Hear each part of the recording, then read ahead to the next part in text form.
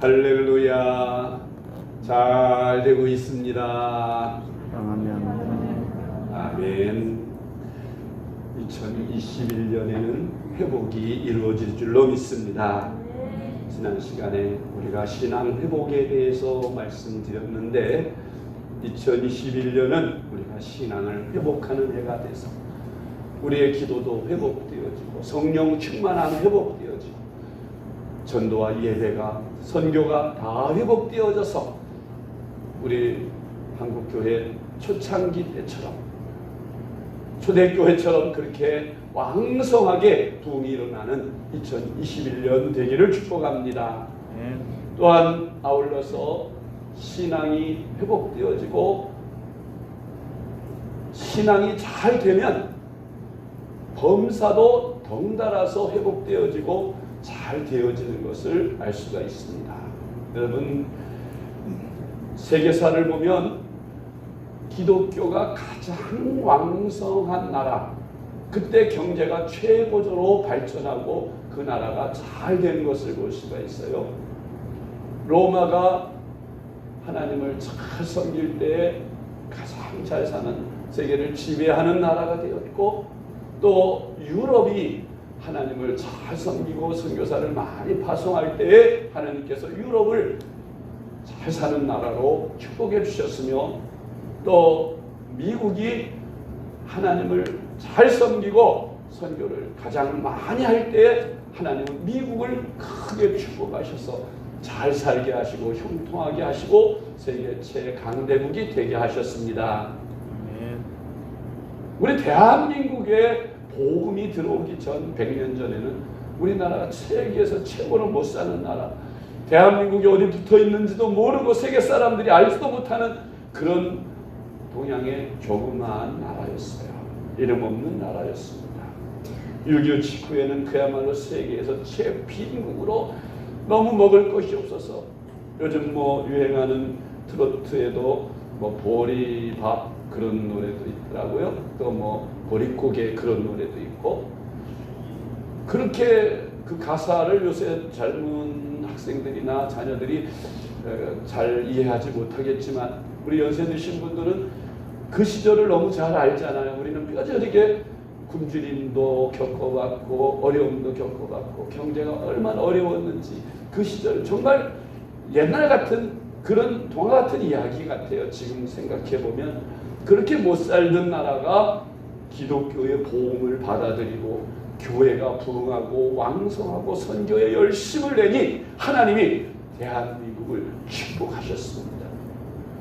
지금 박정희 대통령이 정치를 잘해서 또 이승만 대통령이 정치를 잘해서 그래서 우리나라 경제가 이렇게 굶주림을 만하고 잘 살게 되었다. 일부 학자들은 그렇게 얘기하지만 그렇게 잘한 대통령도 왜 감옥에다 제쳐놓고 그 역사마저 부정하려고 하고 있어요. 현 정부는. 왜 그럴까요? 아니라는 거죠. 대통령이 정치를 잘해서 나라가 이만큼 잘 살게 된 건 결코 아니고 정치가들이 잘해서 잘 된 건 아니에요. 물론 하나님이 그들을 사용하셔서 한때 그렇게 어려움을 극복하기도 한 것이 사실이지만 근본적인 것은 하나님이 우리 한국 백성이 나라가 두동강이 나고 남한만이 그렇게 자원도 없는 가운데에서 어렵게 살면서도 하나님을 열심히 찾고 기도하고 부르짖고 매달리니 하나님이 우리 한국 남한을 축복하신 것입니다.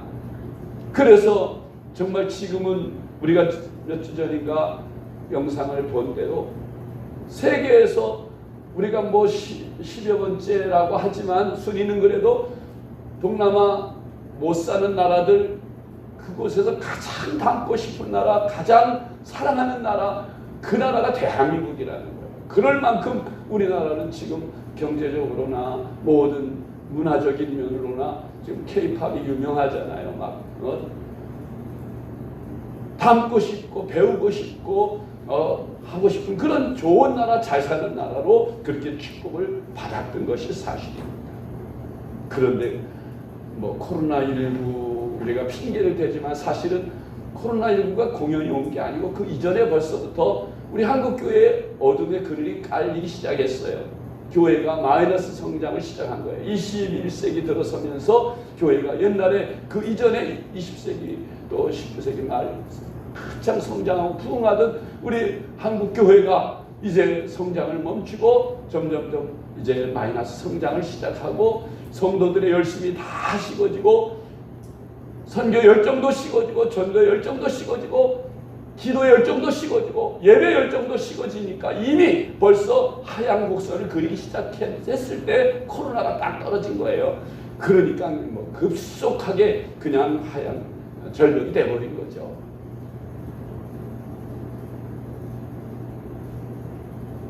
하나님이 내려다보실 때 야 너희 한국교회 그렇게 한때 열심을 내서 뭐 교회마다 기도원을 지느니 뭐 기도원마다 차고 넘치니 철야기도를 하는 새벽기도 그렇게 열심히들 모이더니 요즘들 그래 그렇게 너희들 신앙이 식어져서 너희들 뭐 잘 살고 배부르고 등 따시니까 이제 뭐 나를 잃어버리고 세상길로 나가 세상 즐거움에 빠져 그래 어디 너희들 한번 맛 좀 봐라 그렇게 신앙생활 엉터리로 신앙생활 그따위로 하면 내가 너희들에게 그래 그 맛이 어떤지 한번 보여주마 하고 딱 코로나19를 딱 떨어뜨리니까 뭐 아니나 달라 그냥 왔다 갔다 하던 믿음 약한 교인들 다 떨어져 나가고 정말 그나마 믿음이 신실한 사람들은 남아있지만 교회가 지금 반토막이 나고 말았어요.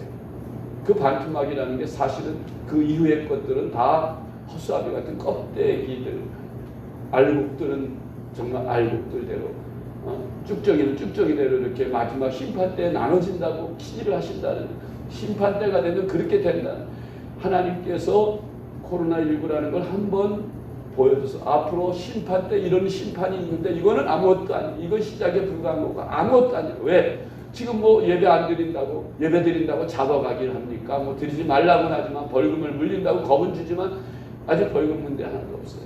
잡아간 데도 하나도 없고요.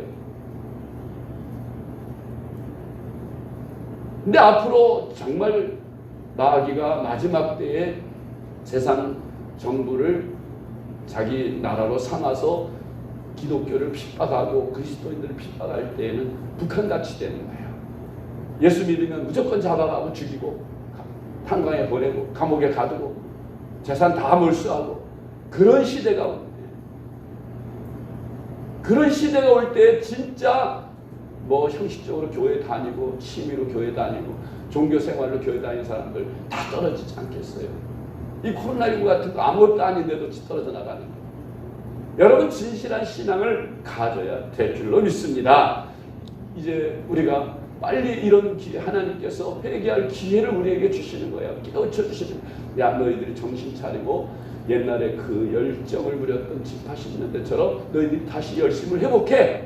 그래야 내가 너희들에게 다시 복을 주고 너희 나라가 복을 받고 잘 살게 될 거야. 그렇지 않으면 너희들 이스라엘 역사를 보았지 이스라엘 역사가 나를 떠나서 너희들 우상 숭배하고 타락하고 부패하면 어찌 됐냐? 다 망했지 않냐? 포로로 잡혀갔지 않냐? 태평성대를 누리고 잘 살던 이스라엘도 다 망하고 그렇게 된다. 너희 나라라고 지금 뭐 세계에서 이름 있는 나라 정말 잘 사는 나라라고 존경받으니까 우쭐대니 너희 하루아침에 저 필리핀처럼 될 수 있고 캄보디아처럼 될 수 있고 저 아르헨티나처럼 될 수 있고 저 그리스처럼 될 수 있고 하루아침에 너희들 망할 수 있어.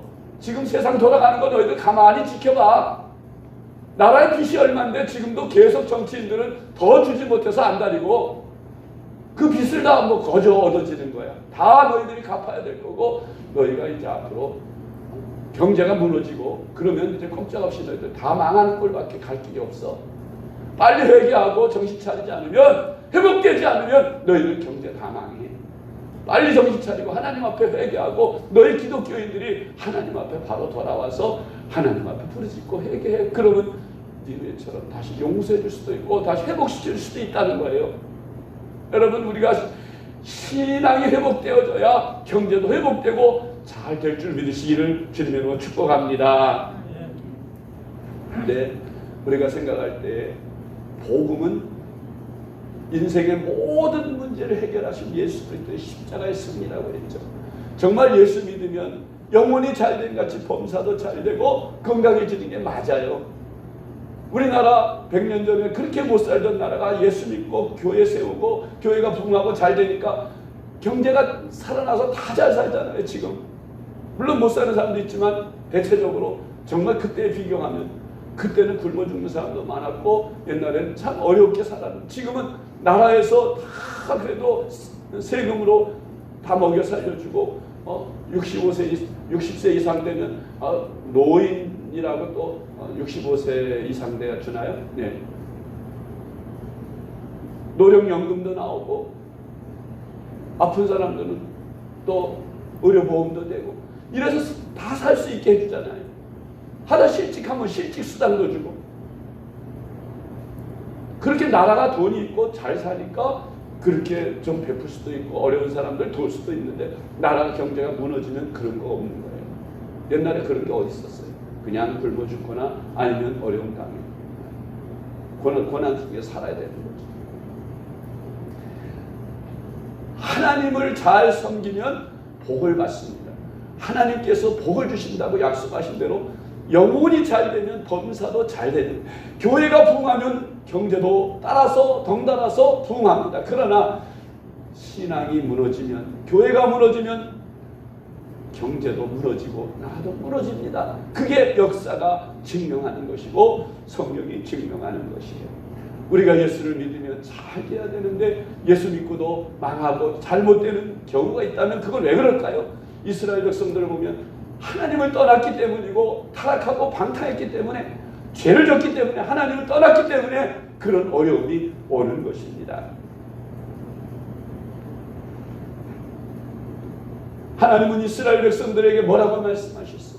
마음을 다하고 성품을 다하고 힘을 다하여 여호와 하나님을 사랑하고 그 계명을 잘 지키면 내가 너에게 복을 주어서 너희가 심지 않은 나무의 과실을 먹게 하며 너희가 짓지 아니하는 집에서 살게 하며 너희가 성을 세우지 않은 곳에서 너희들이 살게 할 것이다.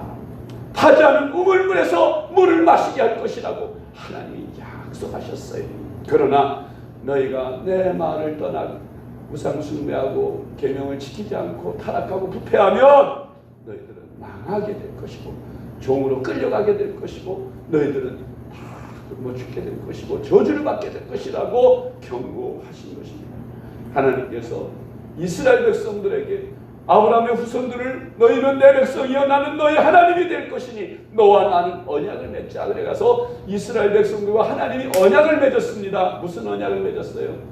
나는 너희 하나님이 되고 너희는 내 백성이 되는데 나는 전능자요 온 우주 만물을 창조한 창조주요 다스리는 자라 관리하는 자라. 너희가 내 말대로만 잘 지키고 순종하고 내 계명을 지켜 살면 아까 말한 대로 너희가 심지 않은 나무의 과실을 먹게 하고 파지 않은 물을 마시게 하고 짓지 않은 집에 살게 하고 너희들 적들로부터 보호해줘서 안전하고 태평세월을 누리며 살게 할 것이라고 하나님이 약속해 주셨습니다. 신명기 28장이 그 대표적인 말씀이에요. 우리는 신명기 28장 축복장이라고 말합니다. 그런데요, 그 축복장에 보면 정말 이스라엘 백성들이 하나님의 말씀대로만 살면 그런 나가도 들어와도 복을 받고 성읍에서도 복을 받고 빈들에서도 복을 받고 생축이 복을 받고 소생이 복을 받고 꾸어줄 자면 꾸지 않으면 머리가 되면 꼬리가 되지 않고 적들이 7길로 한 길로 들어왔다 7길로 도망가게 되고 하나님이 그렇게 지켜주셔서 잘 먹고 잘 살고 그렇게 행복하게 살게 해주신다고 약속을 하셨어요. 그런데 그게 다가 아니잖아요. 15절 이후에 이스라엘 백성들이 그러면 그들이 과연 그 말씀대로 축복을 받으면서 역사가 이스라엘 역사가 구약 성경인데 구약 성경을 보면 그대로 다 잘 살기만 했습니까? 그렇지 않잖아요. 오히려 고난의 때가 더 많았어요. 블레셋, 아말렉, 이웃 나라들, 암몬 여러 나라들이 교대가면서 이스라엘 백성들을 압제하고 쳐들어오고 계속 괴롭혀 왔어요. 그리고 포로로 잡혀가고 끝내 나라가 망하기도 하고. 왜 하나님의 백성이 축복받아야 되는데 그렇게 살아야 됐을까요? 그것은 그들이 하나님을 떠나서 우상숭배했어. 조금만 잘 살면 외면했어. 하나님을 외면하고 우상숭배하고 타락하고 부패했어요. 그래서 하나님께서 그때마다 징계 채찍으로 그렇게 하십니다. 예수를 믿으면 복을 받고 잘 살고 복음은 인생의 모든 문제 해결해 준다. 질병도 낫고 건강하게 될 뿐만 아니라 사업도 잘 되고 부자로 잘 살게 되며 또 뿐만 아니라 신앙생활 참 복을 받는데,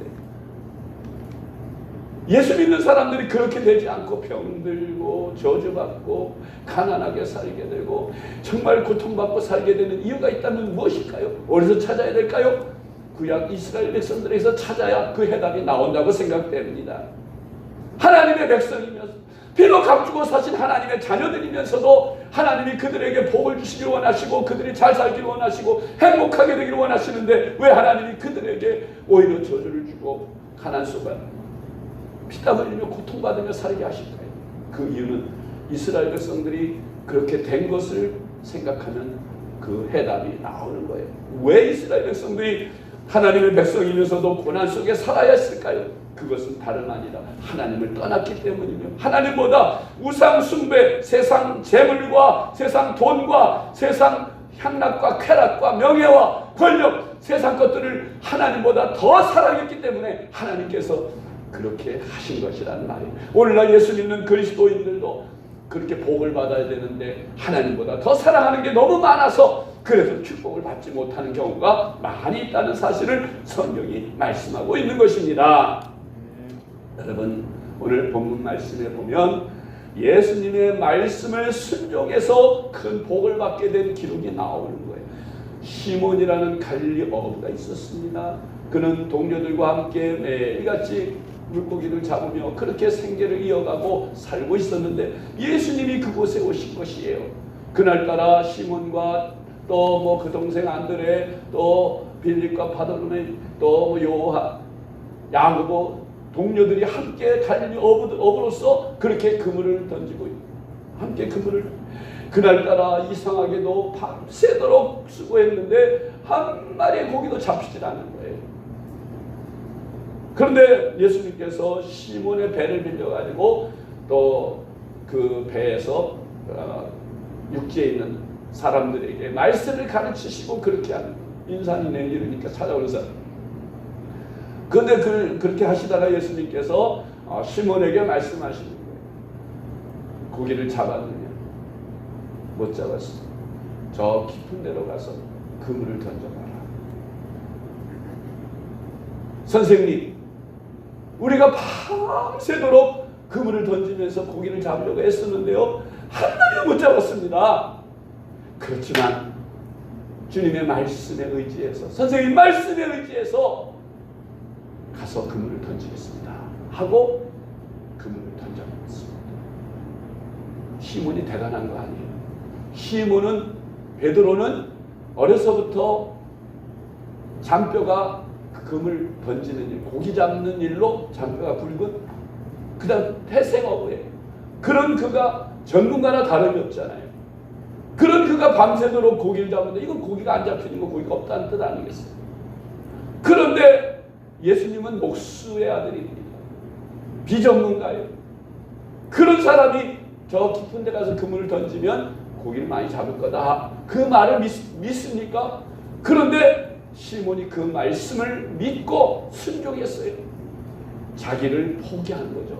경험도 지식도 자기가 평생 쌓아온 그 경력을 다 무시하고 오직 나는 그저 부족한 죄인일 뿐이고 우리 선생님은 하나님의 아들이시니 당신이 말씀하시면 무슨 말씀이든지 다 옳고 그러니 그 말씀대로 순종하겠습니다 하고 순종을 드렸던 거예요. 순종한 결과가 어떻게 됐어요? 그물이 그 고기가 어디 갔다 거기로 다 모여왔는지 너무나 가득 잡힌 거예요. 혼자 끌어올릴 수가 없어요. 너무 많이 잡혔어요. 동료들을 불러가지고 같이 그물을 끌어올려서 2배 가득 채워가지고 나왔다. 그런 말씀입니다. 이 말씀은 우리에게 큰 교훈을 줘요.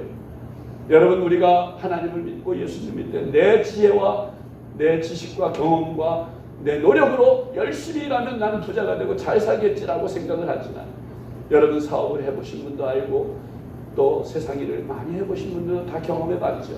뜻대로 됩니까? 뜻대로 되지 않으면 부자 되지 않을 사람이 어디 있겠어요? 실패하지 않을 사람이 어디 있겠어요? 실패한 사람, 할 사람이 어디 있겠어요? 다 성공하고 다 잘 살고 다 부자가 됐어요. 뜻대로 안 되는 거예요. 계획대로 안 되는 거예요. 이름은 주시지 계속 막 올라가더니 내가 사니까 뚝 떨어지기 시작하는 걸 어찌합니까? 그래서 올라갈 때 샀는데 떨어져. 내가 사면 이상하니 뜻대로 안 되는 거예요. 그러니까 나를 포기하고 하나님께 맡기고 하나님의 말씀대로만 순종하면 하나님께서 복을 주셔야 내가 부자가 될 수 있고 성공할 수 있다는 사실을 본문이 가르친다고 할 수 있겠습니다. 여러분, 마태복음 6장 33절 말씀에 너희는 먼저 그의 나라와 의를 구하라. 그리하면 이 모든 것을 너희에게 더 하시리라 그랬습니다. 지난 시간에도 말씀드렸지만 우리 영혼이 잘 돼야 돼. 하나님과 함께 성령의 충만함으로 믿음대로 살면 지금 겉으로 볼 때 가난해도 이 사람들 희망이 있는 사람들이 앞으로 잘 살게 될 줄로 믿습니다. 틀림없습니다. 신앙생활 잘하면 복을 받고 잘 살아요. 아무리 잘 사는 집이라도 그 자녀들이 타락하고 방탕하고 예수 안 믿고 앞으로 미래가 뻔한 거예요. 요한 3서 2절에 사랑하는 자여 내 영혼이 잘됨 같이 내가 범사에 잘되고 강건하게 되기를 내가 간구하노라. 영혼이 잘 되면 범사도 잘 되는 거예요. 건강해지는 거예요. 믿습니까? 모든 인간의 생사화복이 누구의 손에 달렸다고요? 하나님의 손에 달렸다. 그걸 믿어야 합니다. 예수님께서 시몬의 이런 정성을 받으셨어요. 자기 배를 예수님께 빌려줬잖아요. 작은 거지만 드렸어요. 그래서 시몬에게 깊은 데로 가서 그물을 내리라고 그 방법을 가르쳐 주신 것입니다. 또 시몬은 그 말씀대로 밤새도록 자기 경험으로 실패했지만 그러나 말씀에 의지해서 그물을 내리고 순종했더니 역사가 일어난 것입니다. 하나님께서 아브라함을 믿음의 조상으로 삼으신 이유가 어디 있다고 생각하십니까? 성경에 보면 순종했기 때문이라고 말씀하셨습니다. 하나님은 많고 많은 사람 중에 아브라함을 선택하셨습니다. 넌 너의 본토 친척 아비 집을 떠나 내가 내게 지시할 땅으로 가라. 갈 바를 알지 못했으나 아브라함은 하나님의 말씀을 받는 즉시로 순종하고 갈 바를 알지 못했지만 집을 나갔어요. 떠났어요. 하나님께서 그 순종을 보시고 그를 가나안 땅으로 인도하신 것입니다. 백사가 돼서 귀하게 얻어진 외아들, 그 아들을 번제로 바치라고. 이런 기가 막힌 일이 있어요. 이거는 정말로 하나님 앞에 항의할 것도 많고 하나님 앞에 왜 이러시냐고 할 수도 있고, 왜 약속하셨거든. 그 아들을 통해서 후손을 하늘의 별같이 바닷가에 모래같이 셀 수 없이 많게 해주겠다고 약속하신 그 아들을 죽이래요. 번제로 바치려면 죽이려는 거 아니에요. 할 말이 얼마나 많아요. 이유도 얼마나 많아요. 그런데 아브라함은 이유도 묻지 않고 하나님 앞 따지지도 않고 그냥 순종했어요.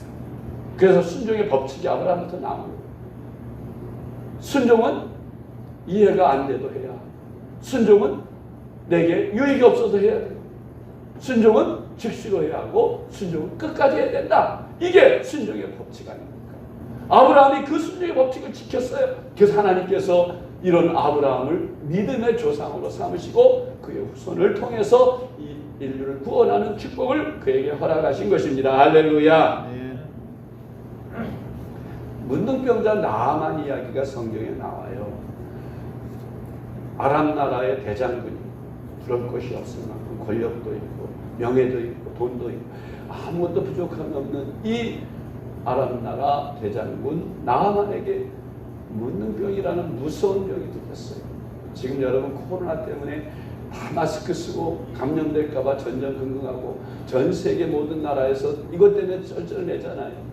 이건 아무것도 아니에요. 이 뭐 걸려도 의학이 발달해서 웬만한 거 다 치료해. 그럼 죽는 사람 뭐 많이 기저 질병이 있거나 연세가 너무 많거나 힘이 쇠약한 사람들은 좀 죽지만 대부분 다 살아서 치료되잖아요. 그리고 나와서 건강하게 보통 사람들 멀쩡하게 살아요. 그런데 이 옛날에 문둥병은요, 한번 걸리면 이거는 뭐 고치는 방법도 없고 얼마나 전염성이 강한지 아무도 그와 함께 할 수 없고 가족들도 떠나야 되고 또 그저 사는 동안 목숨 붙어 있는 동안 먹고 살아야 되니까 지나가는 사람들에게 불쌍히 여겨달라고 구걸해서 갖다 준 조금씩 먹으면서 유지하다가 그냥 죽어요. 손가락이 뚝뚝 떨어져 나가고 감각이 없어져서 발가락도 뚝뚝 떨어져 나가고 콧대기가 떨어져 나가고 귀가 떨어져 나가고 막 이런 비참하고 이 무서운 병에 걸렸으니 아무리 대장군인들 돈이 아무리 많은들 권력이 아무리 높은들 무슨 소용이 있겠어요.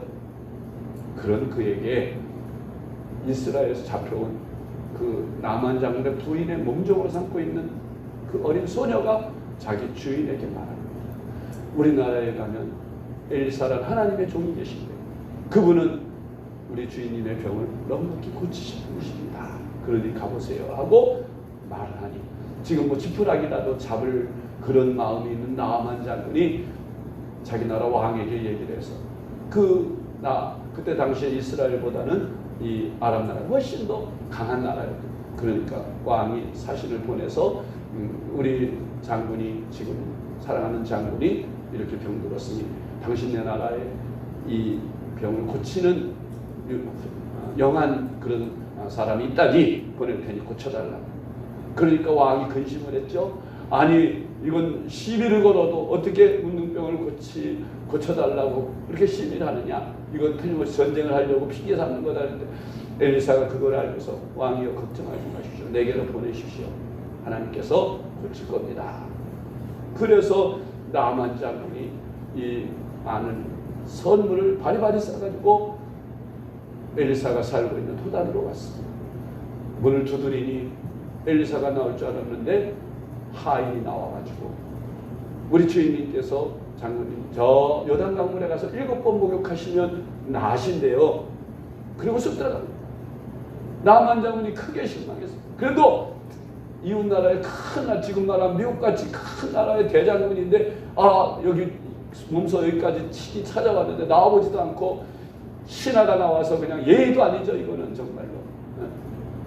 그리고 안수해주면서 축복기도 할 줄 알았는데 안수기도는커녕 얼굴도 안 보이고 요단강물에 가서 7번 목욕을 하라고 하니까 화가 났어요. 우리나라에 이것보다 더 좋은 금발강이라든지 뭐 좋은 강들 많이 있는데 그 요단강물에 가서 7번 목욕을 하라니 화가 막 올라왔어요. 그래서 돌아가자! 화가 나가지고 막 화를 내는데 신하가 나가 장군님 여기 권세 부리고 오신 거 아니지 않습니까? 치료하러 오셨잖아요. 그보다 더한 거라도 해볼 텐데 왜 요단강물에 가서 7번 목욕하라는데 그게 뭐 어려워서 못합니까? 그러니까 충격을 내가 교만했구나. 회개하는 마음으로 순종하고 요단강물에 가서 7번 목욕을 했는데 기적적으로 그 고칠 수 없는 불치병인 문둥병이 어린아이가 살같이 깨끗하게 치료되는 역사, 기적이 일어나게 되었습니다. 할렐루야. 순종하면 역사가 일어나는 거예요. 인간적인 생각, 계획, 뭐 이런 거, 감정 다 버려야 합니다. 하나님의 말씀에 순종할 때 따지지 말아야 돼요. 묻지도 말아야 돼요. 그냥 순종하면 역사가 일어나는 줄 믿으시기 바랍니다. 이스라엘 백성, 아합과 또 이세벨이 이스라엘 백성들을 다 하나님을 버리고 우상 숭배에 빠지도록 바알과 아세라를 섬기게 합니다. 하나님께서 엘리야를 통해서 아합과 이세벨에게 이거 이래서 되겠느냐?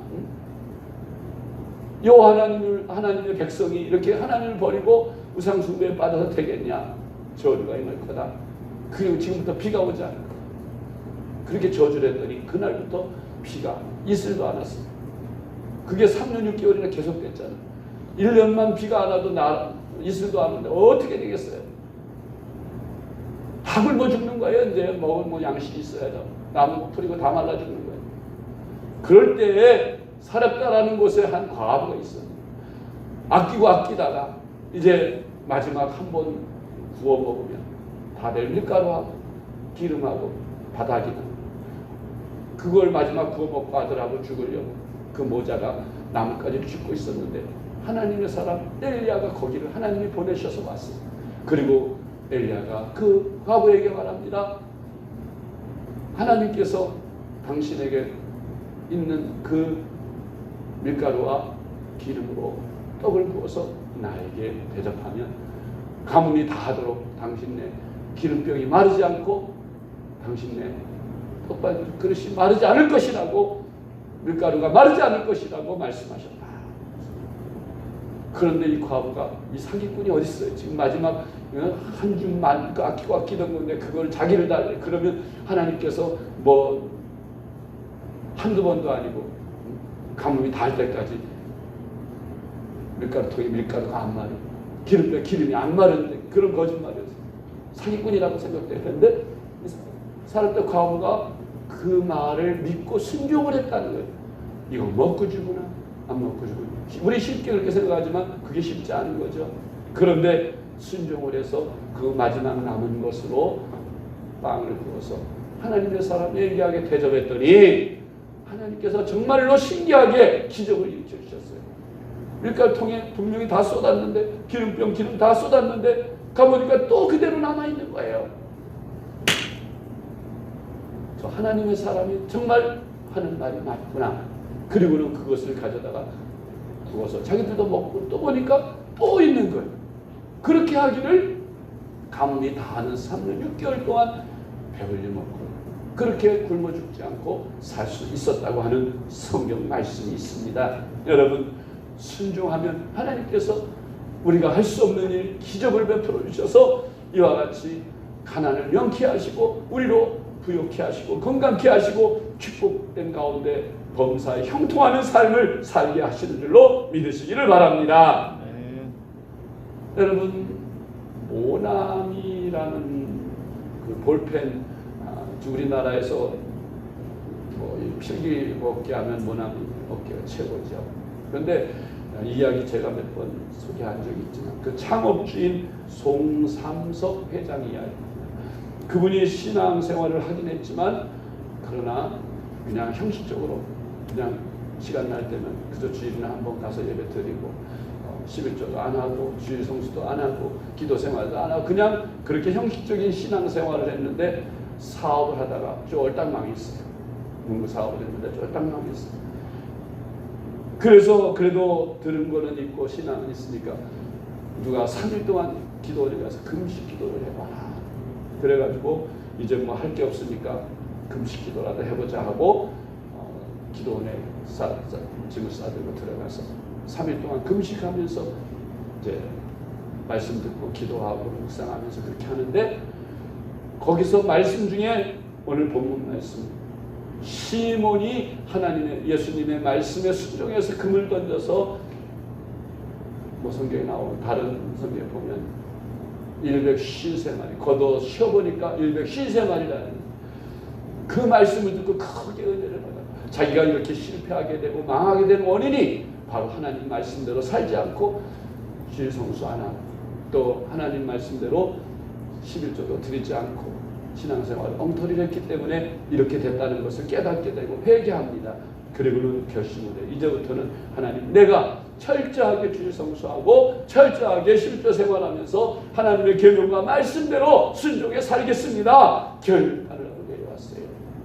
그리고 기도하는 중에 하나님이 아이디어를 주셨는데 바로 똑딱이 볼펜을 만드는 그땐 그게 없었는데 똑딱이 반드시 뚜껑을 열어서 써야 되고 그런 볼펜만 있었는데 그걸 똑 치면 쏙 올라와서 뚜껑 없이도 그냥 이렇게 쓸 수 있게 그 모나미 153 볼펜 있죠. 그래서 그 볼펜을 개발하면서 그 이름을 자기가 받은 은혜대로 시몬이 고기를 잡았을 때 성공했을 때 153마리 그거를 모나미 153이라고 붙여가지고 대박을 터뜨렸습니다. 그래서 모나미 회사가 크게 일어날 수 있는 계기를 발판을 마련했다고. 지금도 그 모나미 볼펜은 뭐 수억자로 팔린다고 그러죠.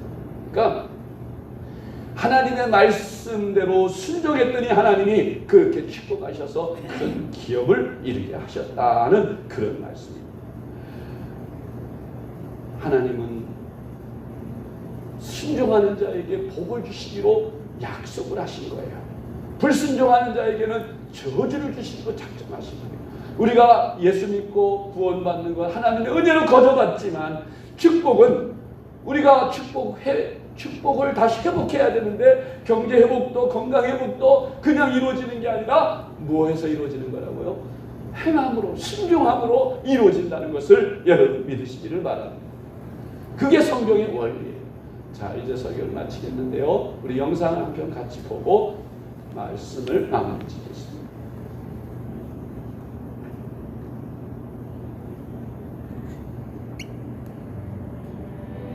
세계 최고의 부자, 석유왕, 그리고 자선가로 기억되는 록펠러. 그는 가난한 유년 시절을 보냈습니다. 그는 부자가 되기를 원했습니다. 고등학교를 자퇴하고 경영 공부를 한 후 16살 때부터 직장을 구했습니다. 20살에 자기 회사를 시작하여 겸손과 성실로 지금의 빌 게이츠 같은 큰 부자가 되었습니다. 그의 성공의 뒤에는 하나님이 주신 지혜, 하나님의 도우심이 있었습니다. 그는 말씀과 기도로 하나님과 동행하기를 힘썼습니다. 그리고 어머니가 물려준 신앙의 유산을 끝까지 지켰습니다. 그는 부자였지만 검소했습니다.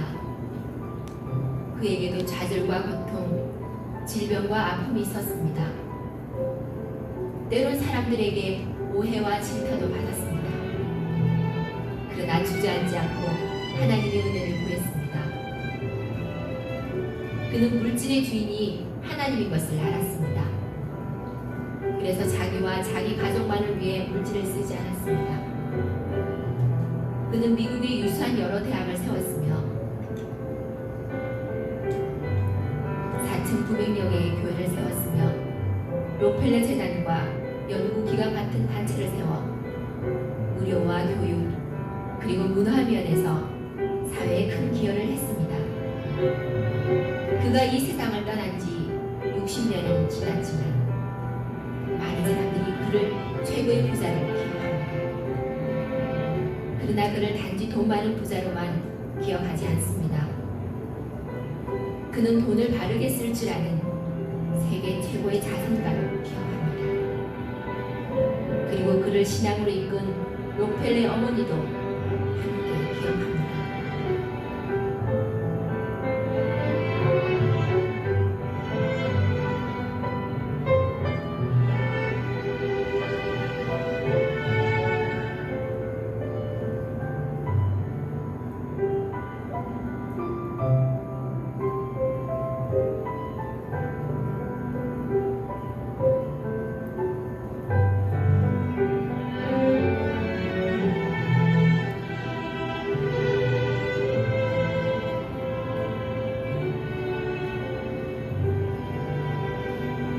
할렐루야. 한때 세계 최고의 부고였던 록펠러의 이야기입니다. 스탠다드 석유회사 회장이었던 그는 어렸을 때 너무 가난했어. 그러나 그 어머니는 신앙이 신실하고 독실한 분이라서 그 아들 록펠러를 하나님의 말씀으로 양육하고 키웠습니다. 록펠러는 성공하고 부자가 되고 싶어 했습니다. 그렇게 열심히 노력한 결과 하나님께서는 그에게 석유 재벌이 되는 축복을 주셨습니다. 그런데 그는 그 많은 재산들을 자기 가져가지도 못할 거지만은 자기 가족만을 위해 쓰지 않고 유수 대학들 콜롬비아 대학을 비롯해서 록펠러가 40몇 개의 대학을 세우고 교회도 수없이 많이 개척하고 세웠어요. 그게 5,000개 가까이 세운 거죠. 선한 사업을 얼마나 많이 했는지. 정말 하나님께서 그에게 많은 물질을 맡겨주셨는데 그 맡겨진 물질들을 정말 하나님 뜻대로 잘 사용하고 자기 자신은 정작 검소하게 그렇게 일생을 살고 병이 걸려 죽을 뻔했지만 하나님 건강 주셔서 90세도 훨씬 넘게 살게 하시고 그렇게 훌륭한 재벌로 존경받는 재벌로 그 이름을 날리게 되었는데 그가 그렇게 성공하게 된 비결을 세 가지로 마지막 결론을 얘기하죠. 그 어머니가 그에게 10가지 계명을 주셨어요. 그걸 꼭 지키라고. 그 중에서 자기 마음속에 꼭 3가지만은 틀림없이 꼭 지키리라고 했는데 그 첫 번째가 뭐예요? 11조를 꼭 하나님 앞에 따로 주머니를 구분해서 소득 11조를 꼭 구분해 하나님 앞에 드려라. 그래서 11조를 드리는 거예요. 두 번째는 맨 앞자리에 교회가 예배 주소 빠지지 말고 맨 앞자리에 가서 앉아서 주일 성수 꼭 하되 맨 앞자리에 가서 말씀을 듣고 은혜를 사모하고 예배를 드려라. 세 번째는 뭡니까?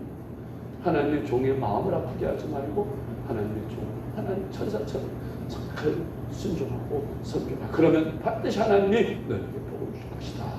그 말씀대로 롯펠레는 순종하고 지켰더니 하나님께서 한 시대에 그렇게 정말 최고 부호로 선한 일을 가장 많이 하는 위대한 재벌로 그렇게 그 이름을 남기게 하셨습니다. 사랑하는 성도 여러분, 2021년에는 우리가 정말 하나님 앞에 크게 쓰임받는 우리 성도님들 다 되실 수 있기를 축복합니다. 우리가 경제 회복, 범사에 회복되는 그 회복은 지난 시간에 말씀드린 것처럼 우리가 영적으로 하나님 앞에 바로 서고 하나님 뜻대로 살 때 60, 70년대, 80년대처럼 우리가 주님을 향해서 교회 성도들이 그렇게 열심을 붓고 기도하고 모이기에 힘쓰고 선교하고 전도에 힘썼던 것처럼 다시 우리가 열심을 내서 하나님 앞에 돌이키면 하나님께서 이 땅에 재부흥을 주시고 우리 교회도 부흥하게 하시고 여러분들의 사업이나 여러분들이 손을 하는 모든 일을 형통하게 하실 줄로 믿으시기를 주님으로 축복합니다. 다 같이 일어나셔서 우리 결단의 찬송을 같이 부르시고 기도하고 마치겠습니다. 너 어디 가든지 순종하라. 너 어디 있든지 충성하라. 주 너의 하나님 왕 되신 주 영원히 주님만 찬양하리. 간절한 마음으로 순종하는 마음으로 결단합니다.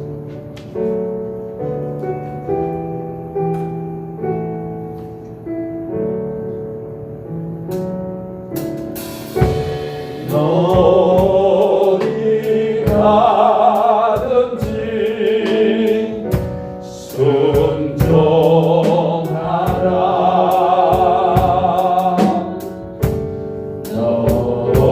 어디 있든지 충성하라. 주 너의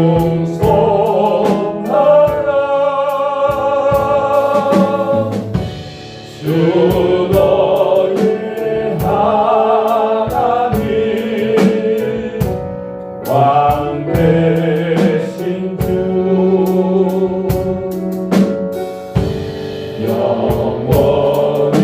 영원히 주님만 찬양하라.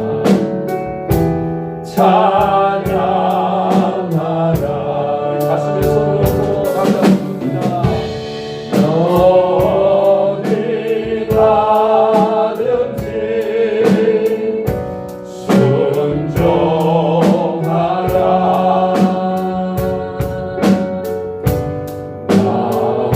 어디 있든지 충성하리. 주 너의 하나님 왕 되신 주 영원히 주님만 찬양하리.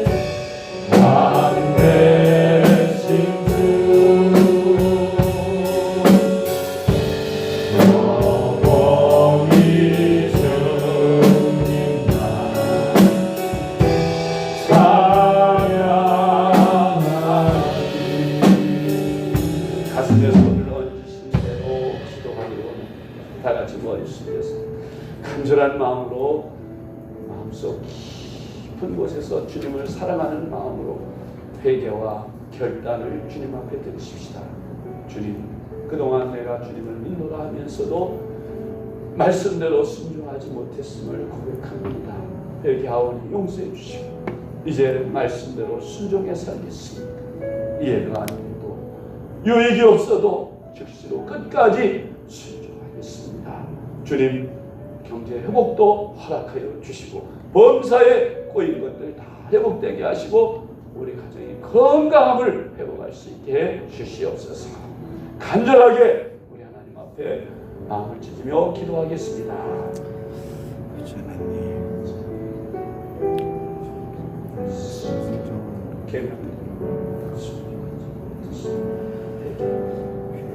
주님의 피로 감춰서 사실 하나님 피로 하나님 우리는 살지 못했습니다. 결국은 살지 못했습니다. 유신의 주님, 하나님의 주님, 이스라엘 자랑, 충만한 사실. 그래서 옛날에 열심히 다 이루고 우리의 기도 생활을 주셨습니다. 우리의 예배 생활을 기도 말씀을 용서해 주시고 이제 저희 다시 한번 결단의 기름심이 열심을 붓고 주셨습니다. 되게 하여 주시옵소서.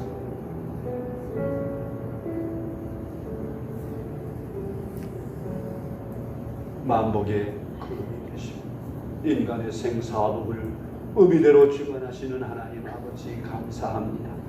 오늘 거룩한 성의를 우리에게 허락하시고 주님 전에 나와 또한 가정에서 이 영상을 통해서 하나님 앞에 예배드리고 귀한 말씀 듣게 하시고 이 시간 결단에 기도를 드리게 하심을 감사합니다. 하나님 아버지 주신 말씀을 우리 마음에 새기게 하여 주시옵소서. 하나님의 백성들이 실패하고 고난을 받고 어려운 일을 만나는 것은 하나님의 말씀대로 순종하지 못하고 하나님을 떠났기 때문인 것으로 주님은 가르쳐 주셨습니다. 저희들 이제 철두철미하게 하나님의 말씀과 계명을 지켜 살고 하나님의 말씀을 순종하겠다고 이 시간 결심하며 결단하며 작정하오니 하나님 그동안 우리가 불순종했던 죄를 용서해 주시고 이제 저희들이 다시 한번 하나님 앞에 간절한 마음으로 마음을 찢고 회개할 때 용서해 주시며 다시 한번 주님의 은혜의 복을 저희들에게 내려주셔서 경제회복도 허락하여 주시고 범사의 문제들을 다 해결해 주셔서 저희들의 가정이 다 평안하게 하시고 형통하는 복을 누리게 하시며 하는 일마다 형통하는 축복을 누리게 하여 주시옵소서.